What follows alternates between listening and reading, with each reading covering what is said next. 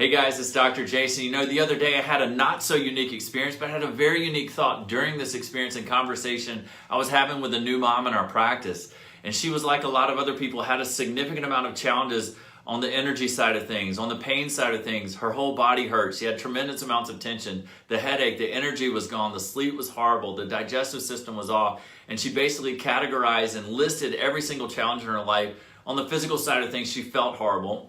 No energy, lots of pain. On the energy side of things, non-existent. Her sleep was horrible. She was pouring her life into her kids, which just seemed to be even more stressful. In her own words, her marriage was unraveling. She didn't have time to cook food. She didn't have time to eat healthy food. She didn't have time to work out. And a lot of things were just hurting in her life.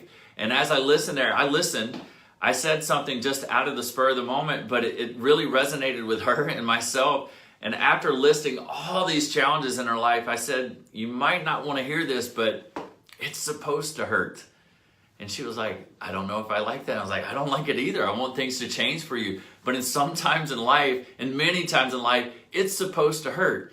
You know, with all of our advances with a frontal lobe and humans, we should be the smartest species on the planet. And sometimes I don't think we are.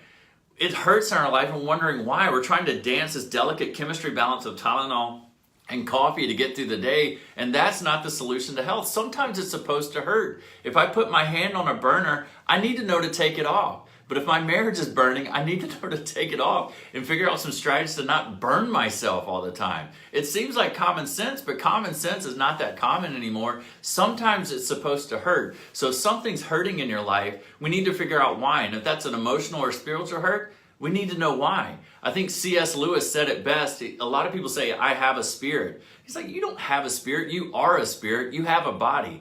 And if our body's telling us something's hurting because of a spiritual disconnect or irritation, we need to go to the source. You're not going to chemically alter your existence to make it that much better. It's not going to sustain that health. And you don't want to disconnect from your senses. As frustrating, as painful as pain and inflammation can be, it's trying to tell you something. Where in life do you need to take your hand off the burner, and where do you need to put that hand into something opportunistic and productive so that you can lift up your life, you can lift up your energy, that you can lift up your nervous system that has to adapt to all these challenges. In our practice, we find out what's going on with that nervous system on the inside so that we can better live and express life on the outside. It's not something we guess at. We measure it every step of the way, but it all begins with an understanding that, hey, sometimes it's supposed to hurt. That pain is a gift. It's a lesson, and I never want to take that lesson away from people, but I want them to understand where they're at, create a path to where they're going, and then let's walk that journey together.